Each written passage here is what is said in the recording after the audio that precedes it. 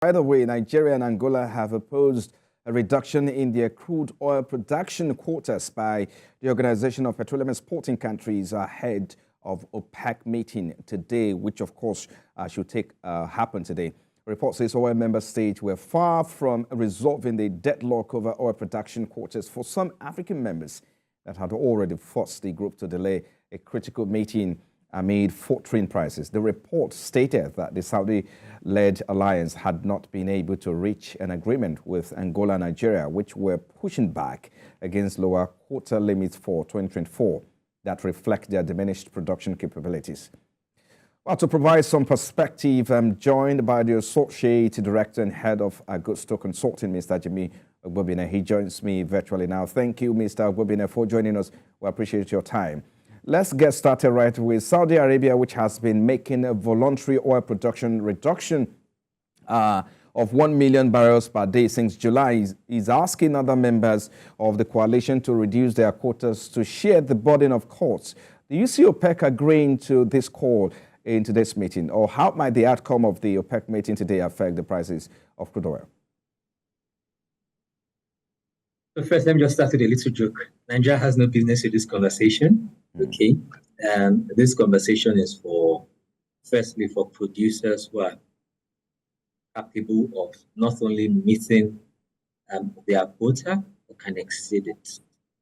So what we have been seeing over the last 2 to 3 years, that to achieve the kinds of price targets that OPEC countries and even some of whom we will call the friends of OPEC, like Russia and Brazil, to achieve the kind of price targets that they aim for, they come into a broader cartel to curtail supplies because it's a demand-supply market. So they've come together to form a broader cartel to pay back supplies. The success of today's meeting will determine where price levels will go to. Okay? If we see a scenario whereby they can't agree on the quota cuts and we see the fight for market share once again, then what that means is that demand will become more bullish. Supply will become more bullish, and that could soften prices from the $80 to $90 per barrel levels. It could soften prices. It's always a very tricky game predicting where oil prices will be. And that's why I think what we need to do is to keep our eyes on where demand and supply be. Okay? So it's very important for OPEC to agree on these price cuts. To agree on these supply cuts if they have to keep prices at the $80 to $90 per barrel level. Okay. So, are you there, Mr. Ogbobina? Yes, I am. Okay, so Nigeria and Angola are on their toes, so pushing back against this court.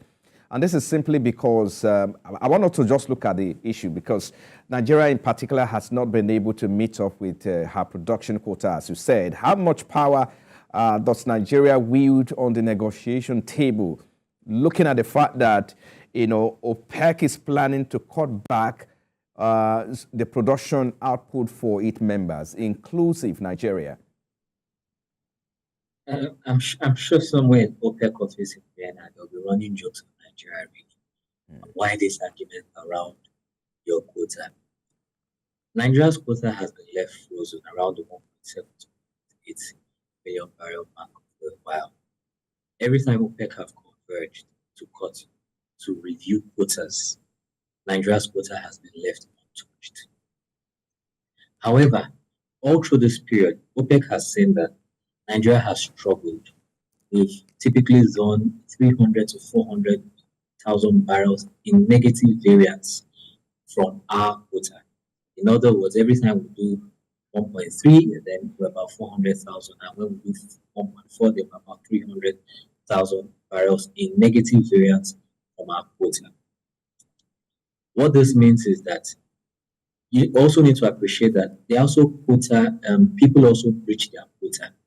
And in quotes, those who breach their quota, it may not have a significant impact on the markets because the calculation is such that Nigeria's quota at 1.7 is how is what the analysts use to look at the quota allocation.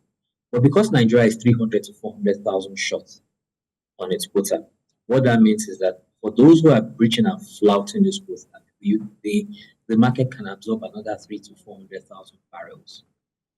What Saudi may be looking for here now is a more aggressive quota cut. We do not know the kinds of levels they'll give Nigeria, but by saying that they want to cut on Nigeria's quota, maybe 1.5 to 1.6, I think the message here isn't even to Nigeria. The message is to the other countries who may be flouting the quota, that the market is able to absorb the 3 to 400,000 that is being flouted because Nigeria is not able to meet its quota. But the message here is clear. The message isn't even to Nigeria, who's struggling to meet its quota. The message is to the other countries who are breaching their own quota limits and breaching it on the back of Nigeria's inefficiencies. Okay, so while it seems in quote that we are the target, I think that's sharp market analysts will realize that that's where the real target is. The real target is for those who are able to who are flouting the quotas. However, this may be Nigeria's concerns. Okay, having said that, this may be Nigeria's concerns. Nigeria's 2024 budget is benchmarked on 1.78 million barrels per day. Effectively. Just a moment, Mr. Gobina. Apologies to cut you. We get back in a moment, but I just want us to, get this clear, this perspective, clearly. You talk about breaching quotas, the quota about OPEC quotas, right? And so would you say Nigeria falls within the category of member countries who are breaching these quotas, or falls into the category of, countries who are producing less than the allocated amount? Okay, so let me just explain what it means about these quotas, breaching quota, or falling above or below. Exactly. Let me explain it so that everyone can understand clearly. OPEC is a cartel, a club of major oil producers. They produce less than half the oil. They supply less than half the oil. Not all major oil producing nations are part of OPEC. Russia isn't. The United States isn't. China isn't. Okay? So OPEC is led by Saudi Arabia, the rich Middle East countries, Nigeria, Angola, and a few other countries.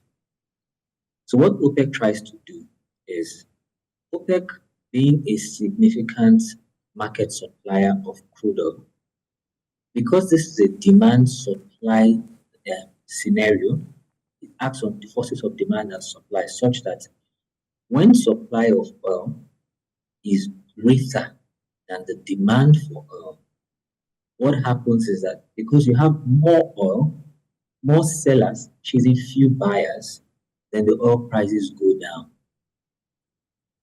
In the inverse, when you have a demand, which means more buyers outstripping supply, so you have more people demanding to buy oil versus more sellers, then in that scenario, the prices go up, the prices rise. What OPEC tries to do is to look for an equilibrium in the markets, or a disequilibrium that keeps prices high. So OPEC says that let's reduce supply, which just comes to the scenario I painted, that how do you ensure that you have more buyers than sellers? So OPEC says let's reduce supply. But it's not just enough for OPEC to do that, because you have significant producers outside the OPEC cartel, like Russia, like Brazil. So OPEC has brought these other non-OPEC countries into a loose arrangement of controlling supplies such that they are able to stimulate prices and keep prices high at the $80 to $100 range. In doing this, how does OPEC do this? Because OPEC is not a company that produces oil in every country. It's a club of oil-producing countries. So what does OPEC do? OPEC members converge and they decide, each member looks at its own production capacity So you may have a country that can potentially produce 13 million barrels a day, like Saudi Arabia. A country that can potentially produce 1.8 to 2 million barrels per day, like in Nigeria. And OPEC says to each country, we are trying to pare back supply because we want to stimulate prices upwards. For us to adjust our budget, for us to be able to meet our local budgets, each country has its own fiscal budget. And each of these countries, oil is a major revenue earner. So it's in their favor when oil prices are high. So OPEC says, can each one of us reduce the supply of oil to the market? Because if each one of us reduces its own supply of oil to the market, the aggregate market supply will drop. Because we are a major producing bloc in the world. And then OPEC has even brought in non-members like Russia, like Brazil, into this club.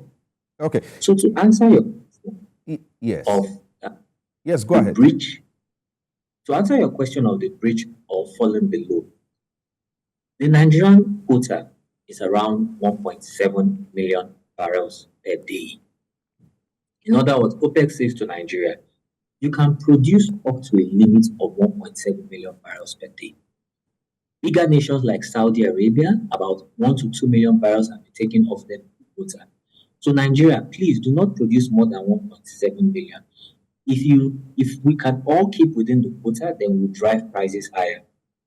But what's happened with Nigeria today is that we've not been able to meet our quota. On the average this year, we've done an average of 1.3 to 1.4 million barrels per day, which means that Nigeria is suffering a shortfall of about 300 to 400,000 barrels per day on its quota. So that's where we are today. So we're not at that point of saying, we're not in the club, in the sub-club of members who breach quotas.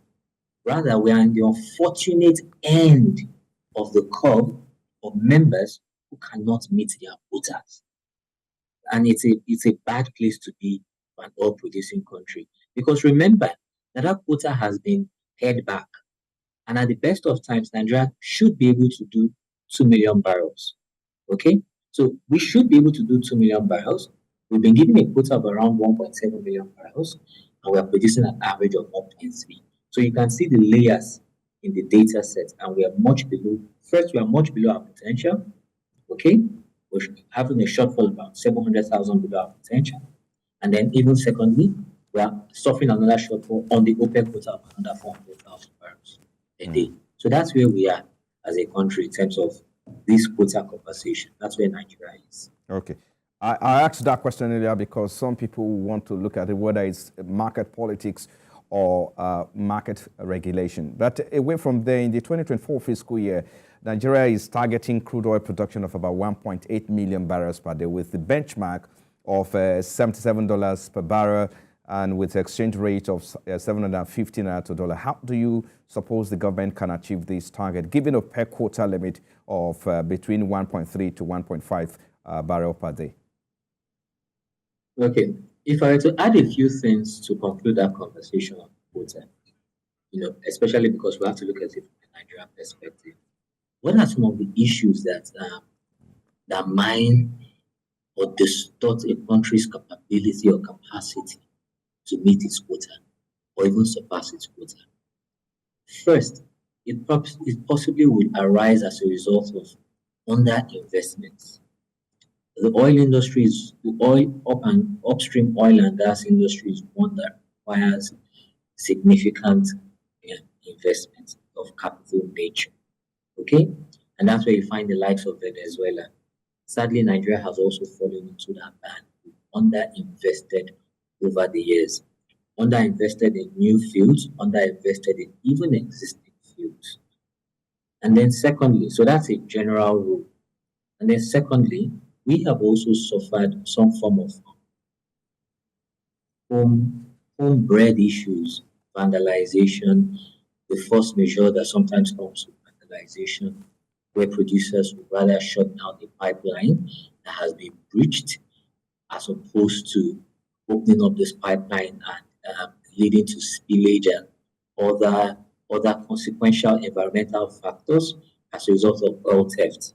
So that's where, so between underinvestment and oil theft, we're suffering a bigger impact. Now, in terms of the production targets we have, we've benchmarked our 2024 budget on 1.78 million barrels to be precise, approximately 1.8 million barrels. However, in 2023, we've done 1.3 to 1.4 million barrels per day. So any analyst will be asking us, what are we going to do differently? Okay, sorry. All right, Mr. Gwabinets. Apologies, we're far behind the time, and we just want to let you go. I mean, we would really, really love to have you some other time to continue this conversation. Thank you so much for your time. We really appreciate it. Associate Director and the Head of Agusto Consulting, Mr. Jimmy Ogwabine. Thank you for coming on the program. We appreciate your time. Thank you.